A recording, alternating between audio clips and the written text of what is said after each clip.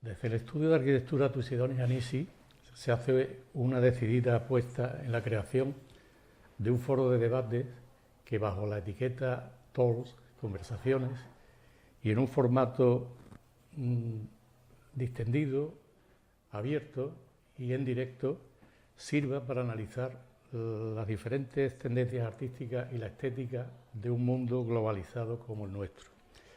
Todo ello desde diferentes miradas y con enfoque pluridisciplinar. Comienza esta andadura coincidiendo con la reciente celebración del Día Mundial de la Arquitectura. Y esta coincidencia no es casual. Esta convocatoria, puesto que la celebración tiene más que ver, más que como celebración, como una convocatoria que nos induce a pensar que los arquitectos miramos introspectivamente el sentido que puede tener hoy la arquitectura. La conciencia sobre la importancia de nuestro trabajo para la sociedad es una llamada de alerta ante la falta de interés en lo que podemos aportar a las culturas, o es más bien una pregunta que brota desde el interior,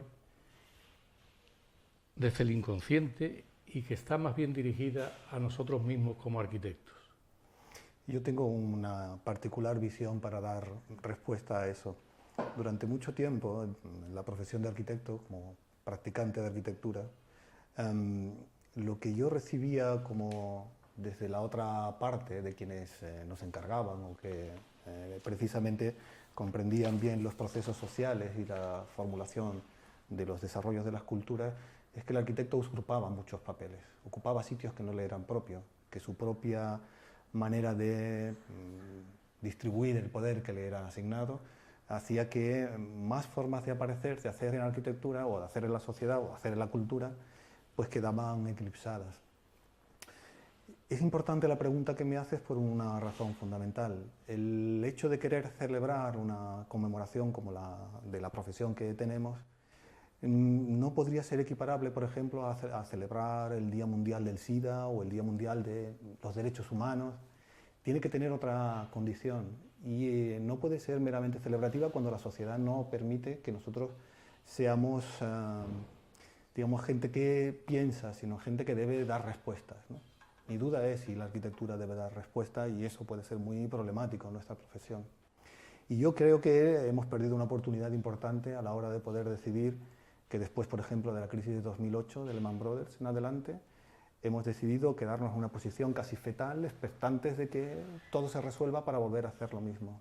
La idea sería reformular, si acaso, un entendimiento que sea capaz de sacar lo que sabemos hacer y lo que se puede poner en consonancia con nuestros propios tiempos y con más interlocutores de la cultura, desde el punto de vista de saber qué es lo que realmente somos capaces de decir a nuestra sociedad. Por eso yo creo que en la pregunta que me hace es mucho más interesante pensar en cómo sacar lo inconsciente, que fundamentalmente celebrar lo bien que hacemos las cosas.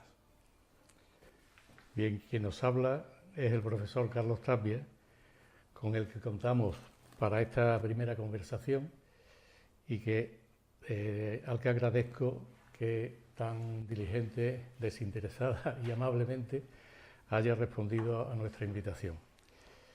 Arquitecto de la Escuela de Sevilla, focaliza su trabajo en caracterizar lo que la dispersión del sentido de la arquitectura hoy nos muestra. Lleva 20 años formando arquitectos e investigadores para, como él dice, y me gusta la expresión, afrontar incertidumbres. No trata de hacerlos resilientes y a ponerse a favor de las corrientes amenazantes, sino más bien impulsores de reformas profundas que tienen que ver con lo que se ha llamado el Estatuto de la Arquitectura. Carlos, tu trabajo de investigación recorre los conocimientos de la arquitectura desde enfoques poco convencionales, dicho sea de paso, desde enfoques en unos márgenes que podrían definirse como los límites de lo admisible para ser nombrado incluso como arquitectura. En el contexto del curso que impartes en el departamento de la Escuela de Arquitectura, del Departamento de Historia, Composición, Historia, Teoría y Composición Arquitectónicas, el curso Crítica y Epistemología del Sueño de la Ciudad Futura, desarrollas una serie de ideas sobre las que me gustaría que hablásemos hoy, y para ello formularte una serie de cuestiones. Por ejemplo, nos interesa particularmente la asociación de la arquitectura con el sueño. ¿Qué aportaría el mantenimiento del estado del sueño para la arquitectura? Eso que tú llamas slumbering y que da título a esta charla que tenemos. Sí, yo lo he comentado varias veces. No me gusta excitar en exceso los conceptos, porque se hacen inmediatamente partes de la mercadotecnia del conocimiento. Pero aquí he querido dejar una palabra en inglés que tiene más dificultad de definición en castellano y que no tiene palabras equivalentes, como por ejemplo invocar al daydream en inglés, como para hablar de un sueño en vigilia, y que de alguna manera mantiene orígenes de expansión hacia lo que yo llamaría, de una manera casi impropia, pero necesaria, a un inconsciente colectivo, una especie de sueño colectivo.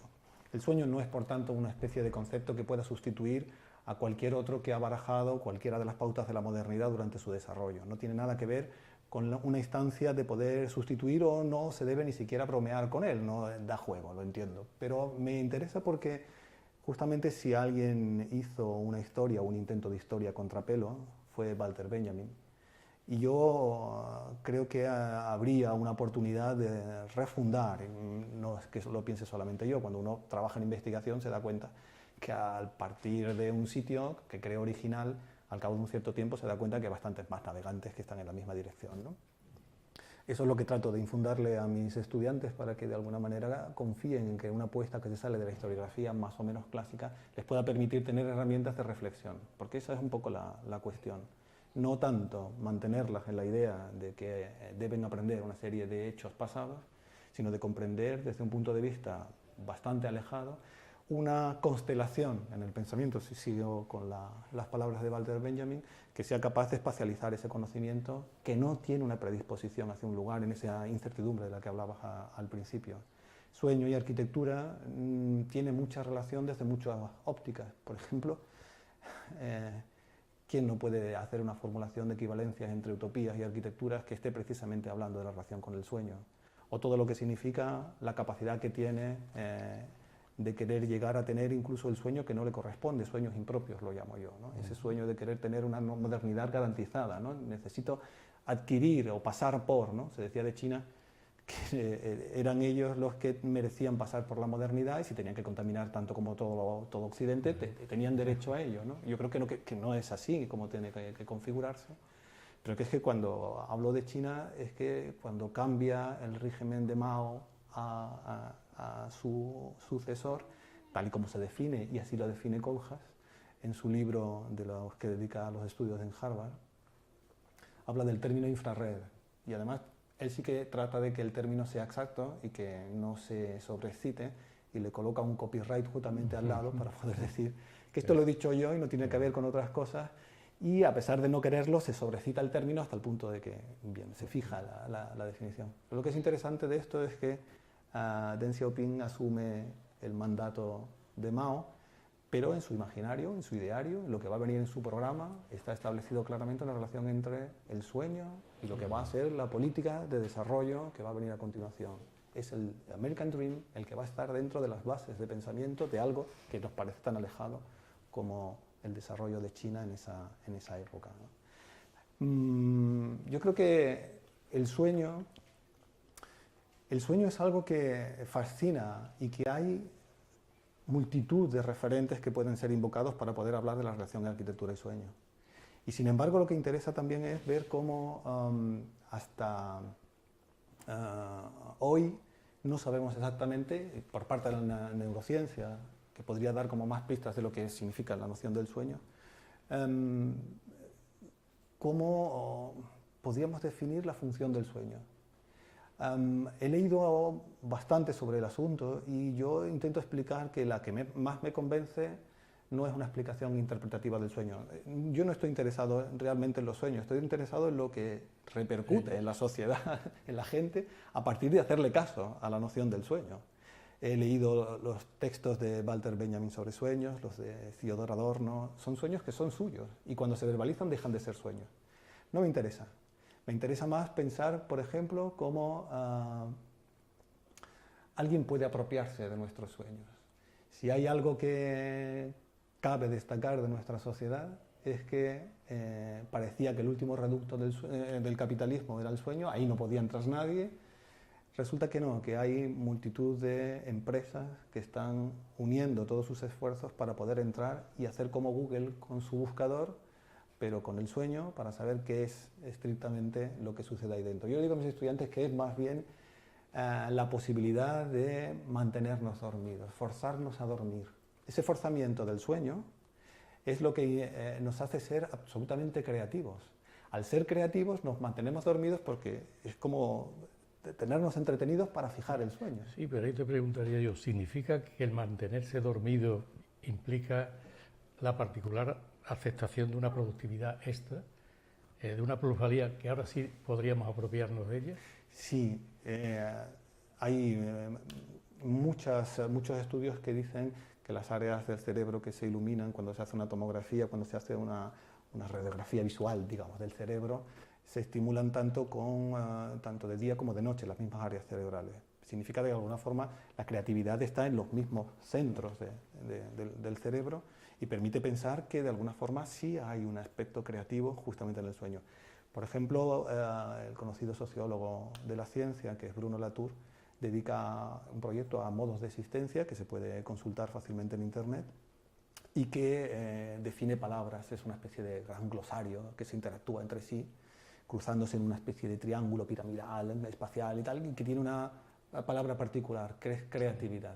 Con la palabra creatividad, él demuestra que la capacidad que tiene el sueño, y pone unos vídeos fantásticos para poderlo explicar, está ligada justamente en la misma proporción. Pero sobre todo lo que es interesante es ver cómo empresas que tendría poco que ver, quizá alguien que tenga ganas de hacer un coche eléctrico y que incluso lo pueda montar en un cohete y lo mande al espacio sin saber muy bien qué va a pasar con él, ya sabemos de quién hablamos, tiene una empresa que está dedicada para poder hablar en términos neuronales de qué nos lleva a comprender los procesos del sueño, Elon Musk, ¿no? Por ejemplo, ¿no? O como el MIT desde los años 90 está haciendo juegos informáticos en esa premura que significa hablar de la informática en los años 90, pero que tiene que ver con el sueño. Están intentando desde múltiples actores perseguir una definición, una persecución completa del sueño.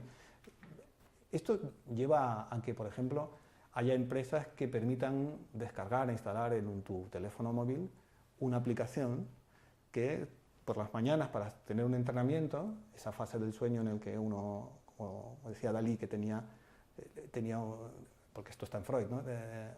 Si tienes algo pesado en la mano y te quedas dormido, en esta posición, por ejemplo, cuando el sueño te vence es cuando desconecta completamente el sistema del cerebro que relajan los músculos. Entonces es el momento en que empieza un sueño bastante profundo y ese sueño profundo te permite recordarlo si al soltar la pieza, porque la mano vence, se queda vencida, cae, hace un sonido muy fuerte y permite que el cerebro se despierte recordando inmediatamente el sueño. Esto lo hacía Dalí para precisamente sus primeros juegos surrealistas, ¿no?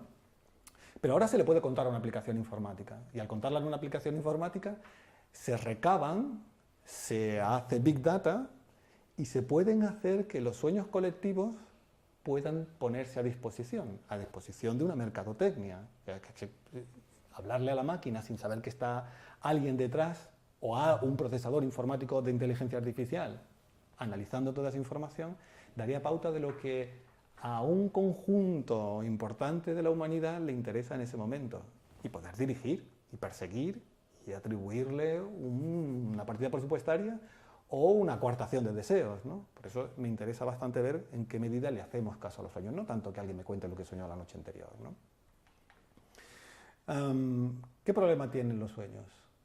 Que puede ser que los sueños lleguen a ser concedidos y el imaginario de una ciudad pueda promover, en principio, su destrucción. Hay un ilustrador que me gusta mucho que se llama Rovira, del siglo XIX, que deja ver cómo la ciudad va evolucionando. Y al evolucionar no es una inducción por leyes, digamos, racionales, sino que su racionalidad tiene implícita una suerte también de irracionalidad en el mismo plano. Y queda demostrada en la forma en la que lo explica. Es curioso porque otros actores sociales, por llamarlos con la misma terminología de Latour, aunque yo no estoy convencido mucho de la teoría del actor red, pero bueno, de alguna forma sí que tiene interés hablarle tanto a objetos como sujetos como si fueran uno, ¿no? Esto que habla él de la República de los Objetos, ¿no?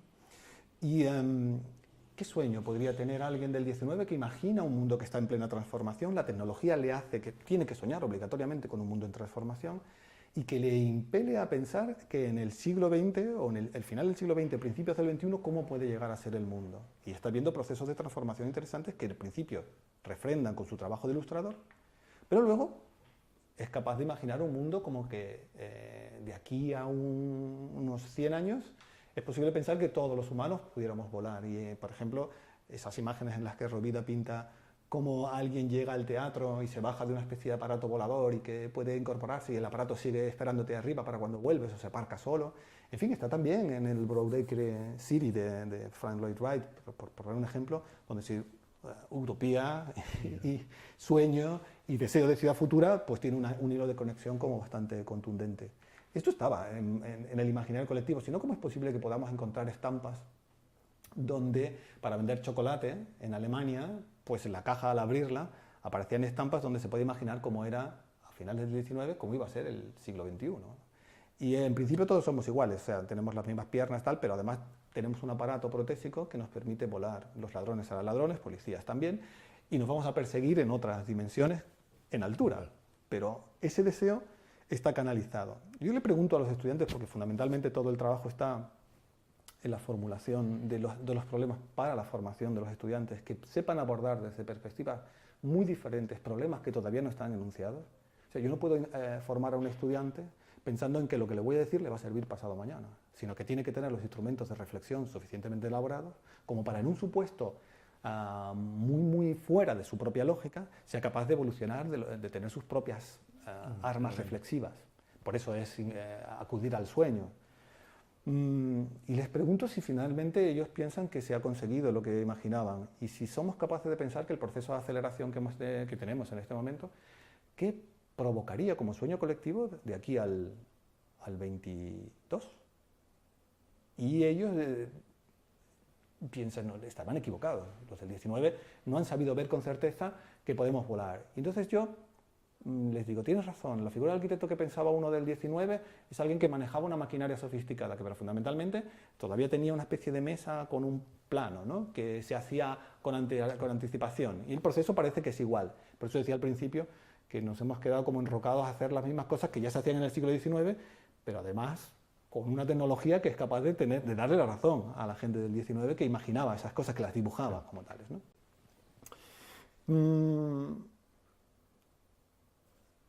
Y en realidad, en algo sí que tienen razón los estudiantes.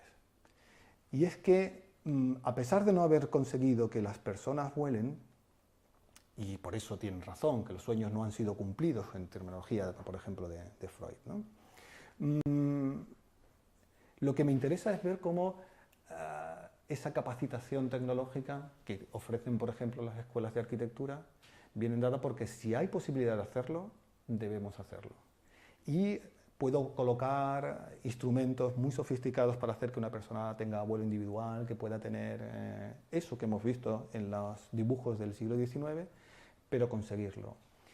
Y además no lo hace por el mero hecho de poder decir que el hombre vuela, porque el hecho estaba ya declarado, se vuela, pero ahora necesita la ciudad, y necesita una ciudad acorde con el imaginario de que el hombre puede volar, y busca cómo representar eso, ya no en las expresiones de Rovira, sino justamente en los vídeos que podemos ver que se emiten y que están a disposición de un público general que mira por millones y que necesita una ciudad acorde a esas expectativas, esa ciudad futura, acorde a que el hombre puede volar. A lo mejor personalmente no puedo, pero probablemente sí pueda pensar que como uno pueda, todos los demás nos sumamos a él.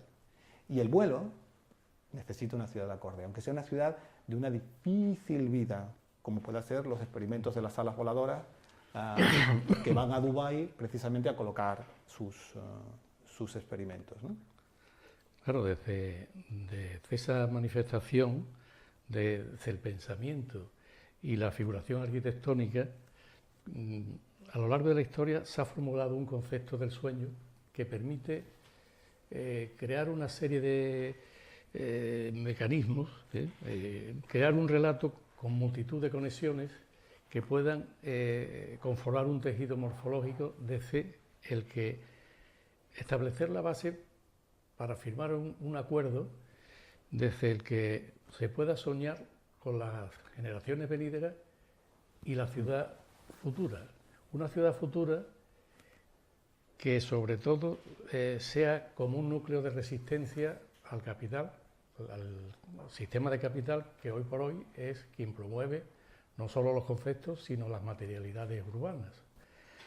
¿Cómo y a partir de qué mecanismos se puede plantear entonces la búsqueda de soluciones a problemas como la inequidad, a crecimiento y renovación urbana, a producción social, etcétera? ¿Qué mecanismos se pueden plantear en esa búsqueda de soluciones? Claro, mi trabajo se encamina, y si pudiera dar respuesta la daría, pero se encamina precisamente a formar a los nuevos arquitectos a que se hagan cargo de ese problema en toda su extensión. Y ayer les preguntaba, por ejemplo, entre decidir cómo posicionarte políticamente ante un encargo, cómo un estudiante puede reaccionar si una empresa telefónica de alto nivel te ofrece hacer su sede mundial en una determinada ciudad del mundo para ser vista y visitada por miles de personas. Realmente es difícil que un arquitecto se niegue o pueda pensar que pueda plantear algún tipo de resistencia.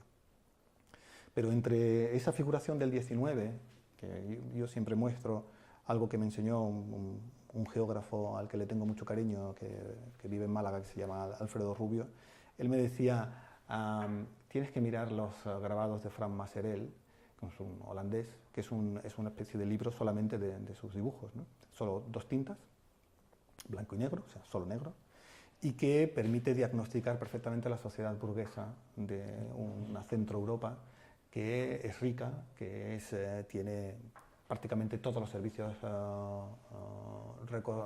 recogidos, pero al mismo tiempo lo que da es una tristeza absoluta de una ciudad miserable y desigual que lo único que tiene es algo que yo recordaría con Joseph Rydberg, que es un polaco y americano, arquitecto, historiador, que decía que la ciudad no puede pensarse como decían los economistas, sino que hay que incorporar también los sueños, ¿no? Entonces, yo creo que ahí lo importante, buscar soluciones me cuesta más. Banksy ya lo hemos visto también como en un momento dado, él habla en sus pinturas y tal, como provocador que es, alguien dice que no es artista, pero como provocador que es, me interesa porque justamente rompe la longitud que provoca el mantener un sueño equívoco y que tiene que ver con que hemos promovido el desarrollo de las ciudades porque el American Way of Life nos daba esa pauta para poder pensar que éramos todos iguales, pero esa inequidad se ha mantenido a los pocos años de haberse formulado.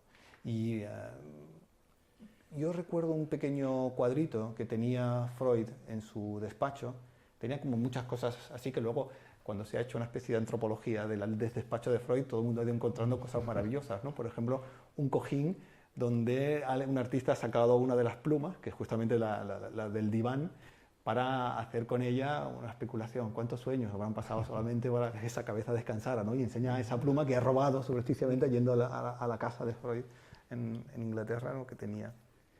Bueno, ese cuadrito es de Moritz von Spind. Es un cuadro que permite pensar cómo hay una suerte de resistencia incluso en el sueño. El libro fundamental que se podría recomendar para leer es el Jonathan Crary, Capitalismo tardío y el fin del sueño. Se llama 24/7 y todo lo demás, ¿no? 24 horas, 7 días a la semana, ¿no? No hay sueño posible. Era la posibilidad de pensar que incluso el prisionero más oculto, más encerrado, era capaz de imaginarse fuera de él y el sueño le permitía escapar. Ese orden de resistencia era todavía saltable. Pero por lo dicho anteriormente, cuando uno coloca la aplicación en su teléfono y dice te cuento mis sueños y luego eso se capitaliza, realmente tiene pocas posibilidades ya de poder mantener eso como reducto. De esto ha habido, en el siglo XIX hay como mucha novela y Georges de Maurier, que es también ilustrador, da lugar a una novela que se llamó Peter Ibbetson, que es precisamente de un arquitecto, que luego se llevó al cine y en español se tradujo por Sueño de Amor Eterno. De Peter Ibbetson a Sueño de Amor Eterno, en fin, estaba buscando algo. Yo creo que no es consciente que habría que analizar en la época, ¿no? Y es un Gary Cooper que es coincidente, como en su figura de arquitecto, con ese otro gran film que es también novela, de Ayn Rand, que es El manantial, que coloca la figura del arquitecto justamente en esa posición. ¿Nos celebramos, nos mantenemos, nos enrocamos, o realmente podemos buscar una alternativa a la acción de la arquitectura que sea capaz de desarrollar lo que, en fin, yo creo que esto sería interesante dejarlo dicho ya, generar un inconsciente a la altura de nuestras expectativas, que diría Peter Sloterdijk, ¿no? Y el arquitecto sueña y sueña y sueña y es capaz de configurarlo, pero en el sueño también producen cosas incoherentes, ¿no? que no se pueden controlar. Uno de los que sí quería controlarla, por intentar ver cómo... Porque la arquitectura tiene cosas maravillosas, ¿no? Podríamos enseñarlas, ¿no? Una es Melnikov, que participó en un concurso para una ciudad verde, ¿no? A principios del siglo XX, y el concurso pues tenía algo parecido a una especie de templo donde dormir, donde la gente venía a descansar, pero venía a descansar en unos dormitorios comunitarios muy grandes, donde los forjados estaban inclinados precisamente para no tener almohadas, donde había una música ambiental, donde un claro de luna, naturalmente, no puede ser otro tipo de música, y que ionizaba la sala, promovía olores, todo eso para hacer que el descanso sea efectivo. Pero es una especie de terapia de sueño. Melnikov es un behaviorista, ¿no? El comportamiento inducido, pero es interesante por ver cómo la arquitectura ha intentado hacerlo. Esto ya estaba en los griegos. Entonces las curas, pero de enfermedades cualquier tipo de enfermedad, de patología, era curada porque te llevaban justamente a dormir al templo. Tú tenías que sudar durmiendo todos aquellos males que te afectaban y solo salías porque habías establecido un sueño en comunidad, en común con los dioses, ¿no? Eso es ¿Cuál sería el sueño moderno? Y el sueño que podíamos atribuirnos a poder pensar, y a los estudiantes es fundamental para poder volver a recorrer la historiografía que ya conoce bastante bien, pero para poderla contar de una manera diferente. ¿Quién no conoce a Archigram? ¿Quién no conoce el Plugin City? Pero si uno se fija en determinados proyectos, y tiene que como 5 o 6 que están todos basados en sueños. Y son espectaculares por el mero hecho de que incluso se inventan las palabras para poder definir un nuevo modo de vida, que es imposible de entender, pero precisamente para dejar esa apertura a lo que está por venir. Son proyectos maravillosos que permiten volver a pensar lo que significa la arquitectura. Y yo creo que de eso se trata ahora, volver a pensar de qué estamos hablando cuando hablamos de arquitectura.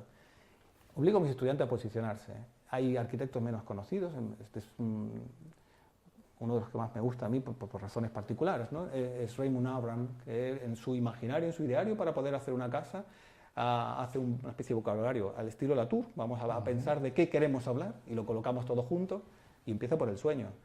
Pero es que George Knudson, en su declarativa del año 46, empieza hablando de lo que es los componentes de la modernidad y termina diciendo que son fantasías y sueños, lo que hay que hacer en la arquitectura.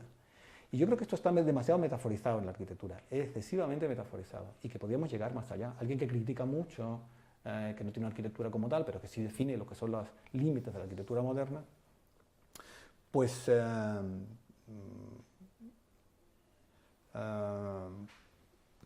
permite tener expresiones radicales. Es como Tigerman, ¿no? que permite tener con claridad cuáles son los límites de lo que es posible hacer desde un punto de vista del desarrollo y evolución del movimiento moderno, o cómo finalmente arquitectura y virtualidad tienen un signo semejante. Toyo Ito, por ejemplo, tiene proyectos que cuando, por ejemplo, va a verlo el príncipe Charles, no sabía exactamente dónde colocarse, dónde mirar, cuando le ofrece una ciudad a mirar, mire Tokio, y le ofrece una sala llena de aparatajes, también en los años 90. No sabe qué hago, dónde me pongo, ¿no? Está completamente descolocado. Yo creo que un poco ese papel se podría retomar. Pero es que incluso para un estudiante ver las obras de Lacaton y Basal es esencial. En sus prerrogativas, en sus declarativas, cuando están publicadas, uno de los 7 puntos fundamentales de su retrospectiva es justamente el sueño. Entonces, esto me sirve como para pensar que yo no sobrecito los términos, ni que quiero llevármelo a una especie de lugar donde nadie puede llegar, sino que se puede reconducir todo el conocimiento de la arquitectura o buena parte de él, tampoco vamos a ser tan soberbios, ¿no? Pero que hay mucho arquitecto que está promoviendo que la manera de ver las cosas tiene que entrar en un lugar que hasta ahora no se ha dejado entrar. ¿Qué es lo que tenemos entre una cosa y otra? Claro, yo quería volver a lo que acabas de decir antes, que es difícil pensar, imaginar la ciudad fuera de la producción de plusvalías económicas e ignorando el pasado, como aseguran los economistas. La ciudad, tú dices que creció no por leyes naturales, sino más bien construida con factores humanos, es decir, incluso desde los sueños. Pero cuando se afirma que ya no nos quedan ni los sueños, como ese reducto de libertad y de resistencia al capital, ¿qué alternativa tenemos? ¿Hay alguna esperanza? Bueno, la pregunta es otra vez muy difícil de responder. Yo cuando he escrito sobre esto, yo creo que lo moderno no ha dejado, y había, pero no ha dejado resquicios ya para hablar de alteridades, de alternativas, de marginalidades. Es que no las hay. Cualquiera que quede en el margen es fagocitado inmediatamente para llevarlo al cauce, aunque solamente haga para ampliarlo.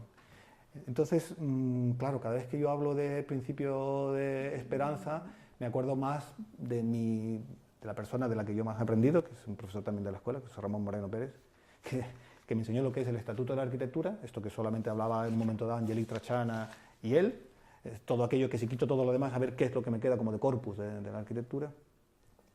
Y las alternativas es que me cuesta mucho trabajo aceptar el hecho de la esperanza. Yo soy más como mi profesor, ¿no? Como José Ramón Moreno, el principio de responsabilidad. A ver qué nos corresponde hacer, no lo que estamos esperando. El sentido de esperanza, claro, ese es hope en inglés, pero también estoy wait, ¿no? Yo no quiero estar esperando, yo quiero estar actuando. Y en ese principio de responsabilidad de Hans Jonas yo me incorporaría, es mucho más. Es que desde el principio de la primera revolución industrial, las luces están encendidas 24 horas. Desde ese momento hay un cuadro de Arkwright, que es alguien que se dedica a hacer grano y molinos de grano y tal, que las fábricas están siempre encendidas. Y hay una relación que está muy claramente establecida con las políticas de diferencia de economía. Cuando ya tenía una y se agota, pues pasó a la siguiente. Y Macao, por ejemplo, es un caso como ese, ¿no? Es la mayor riqueza que se obtiene en Macao, proviene de los casinos, mayor que en Las Vegas, y es el modelo Vegas, que algunos llaman Cerópolis, ¿no? Ni siquiera es una ciudad, ¿no? Es menos que una ciudad. Y es el sitio donde permanentemente hay un espectáculo 24 horas, permanentemente hay la posibilidad de obtener lo que quieras, ¿no? Es como el poeta que dice de Nueva York en ese momento, que es la ciudad que nunca duerme, y ahora todas las ciudades no quieren dormir. Se mantiene como abierto esa condición. ¿Y el arquitecto dónde está? ¿Dónde está el principio de responsabilidad del arquitecto? Yo enseño también para formar a nuestro arquitecto de dónde venimos, y enseño un cuadro de Thomas Cole, que está encargado por un tipo que se apellida Town, precisamente, ¿no? Que es arquitecto y que construye un montón, pero le hace un cuadro que finalmente pinta Thomas Cole. Y el cuadro es que el arquitecto está en una especie de pedestal inmenso, basado también en libros, y que sobre la sabiduría del conocimiento, porque no va tanto de arquitectura como de conocimiento, el arquitecto se pone a disponer qué va a ser lo que llega, ¿no? Qué es lo que viene, qué es lo que corresponde como arquitecto hacer, ¿no? Y yo creo que, en fin, esa figura ya no está, ¿no? Es bonito porque el cuadro corresponde con el momento en que se hace la Biblioteca del Congreso de Washington, y donde Jefferson, por una módica cantidad de casi 24.000 libras de entonces, cede sus 6.000 libros, 6.500 libros aproximadamente, y el tal Town, el que encarga el cuadro, tiene más de 11.000 en su casa. Quiere decir que el conocimiento estaba a disposición de quienes luego podían articular el poder, ¿no? Hay una relación ahí muy de Foucault, que mucha gente critica, pero que estaría en esa relación. Por eso yo siempre uno esa especie de deseo y sueño. El deseo no lo lleva muy bien Deleuze para poderlo atribuir al sueño, no está conforme, pero no cabe duda que algún paso se tiene entre uno y otro. Y dibujé el cuadro del sueño de Picasso, uno de tantos, tiene muchos, donde esa dualidad espacio-temporal de la cara de la mujer, pues es un sueño sexual, ¿no? Que se puede ver con claridad, y ese sueño pues tiene que ver también con el deseo de querer ser como Manhattan, dibujé Manhattan encima. Por eso es importante recordar al delirio de Nueva York de Kohlhaas, ¿no? Delirio viene de la palabra delire, lo explica Cacciari, que es el cerco para hacer la ciudad. Un delirio es un cerco para hacer la ciudad. Y es bastante bonito porque el experimento que él hace en Delirio de Nueva York es llevarse a Coney Island el entender la ciudad, para luego experimentar en la propia ciudad, ¿no? Entonces hay una conexión de sueño y de sexualidad, como también ha sabido explicar el profesor de la Universidad de Málaga, Ferran Ventura, en su tesis doctoral, sobre la modernidad, Kohlhaas, su presencia en Manhattan y la relación con lo onírico, ¿no? A Kohlhaas hay que nombrarlo, y hay que nombrarlo porque es una figura esencial y porque además tiene un libro que se llama Sendas oníricas de Singapur, que verás que estoy intentando justificarme una y otra vez, pero porque entiendo que alguien que entre al sueño, o igual se ha quedado dormido, o mientras nos ve, pero tiene mucho que ver porque los sueños pintados y grafiados en el título de los cuadros de Madame de Wiesenthal pasan luego a ser los constitutivos de lo que es la condición de su tiempo y pasa a posmodernidad directamente en el libro de Harvey, a la portada, es decir, que es una cosa que lleva a efectos. Bueno, yo no sé, yo le pregunto a mis estudiantes qué quieren ser. Si quieren ser de una forma utópicos y que se saquen el carnet de la sociedad utópica, o si quieren ser más bien periodistas. Y les explico una fotografía que yo tengo del carnet de periodista del autor de 1984, que también les explico que el día en que sale Donald Trump de presidente es el libro que más se vende con profusión como la distopía que está por llegar. La gente está como deseosa de cargarse de lo que puede llegar a ser las cosas, ¿no? Que es Orwell. Y la cuestión es que es complicado saberlo, ¿no? ¿Cómo nos decidiríamos por ello, ¿no? Claro, pero ante esa dificultad de pensar la ciudad en conjunto, como un ente complejo, describible en su propia y en su misma complejidad, yo te preguntaría finalmente, ¿cómo construir un argumento final para ofrecer una propuesta de acuerdo, de ese acuerdo que al principio hablábamos, que todos pudiéramos firmar para entender esa ciudad futura? Es difícil buscar ese tipo de acuerdo, sobre todo porque la mayor parte de la población del mundo vive en ciudades, el 60%, si va un poco más, 66%, ¿no? Si vamos a una predicción de futuro, en 2075 prácticamente el 70% de la población se supone que va a vivir en ciudades que ya están hechas, y que lo que tenemos es una especie de cuestión remedial, vamos a remediar esto o aquello, pero no vamos a poder hacer nada más. No es cierto en el caso asiático, no es cierto en el caso asiático, pero digamos que en conjunto es así, ¿no? Pero ¿cómo podíamos, como decía antes, imaginar un sueño, un inconsciente a la altura de nuestro presente? Que seamos capaces de decidir no dejarnos llevar, no tener ya prestado el sueño de otro, ¿no? Un American Way of Life que podamos incorporar y que decida por nosotros, ¿no? Cuando Tomás Moro pide una portada para su libro Utopía, lo que coloca es la Tenochtitlan, que está justamente siendo invadida por los españoles justamente en ese momento, como lugar exento, como si fuera la New Atlantis, como si fuera esa isla que queda encerrada con unas posibilidades de decir más cosas fuera de ella misma, ¿no? Y yo creo que es complicado que podamos decir esto. Yo lo asocio por la morfología que tienen, y puede ser que se me achaque, pero en fin, visual o formalmente no puede decirse que no tengan parecido, ¿no? Un mandala descrito por Young con el plano de Tenochtitlan, ¿no? Por ejemplo, cómo podía relacionarse, ¿no? Slumbering, mantenerse dormido. Yo casi prácticamente dejaría ya, por cerrar nuestra charla, que slumbering es justamente lo contrario a lo que Walter Benjamin decía en su historiografía Contrapelo. Él quería usar la imagen onírica y sumarla al despertar para encontrar una imagen dialéctica que recorriera la historia de una forma que incorporara todas aquellas cuestiones irracionales, más de convivencia, de vivencia, de comprender el mundo, para precisamente cobrar una conciencia de sí. Yo prefiero mantenerla en el slumbering, mantenerse dormido, para no estar en ese daydream que está más relacionado con esa utopía. Bueno, puede ser utilitarista el término en este momento, para precisamente tener un lugar que todavía resista, que seamos capaces de tener algo pensado, imaginado, creado por aquello que nos pertenece realmente. Muchas gracias, Carlos.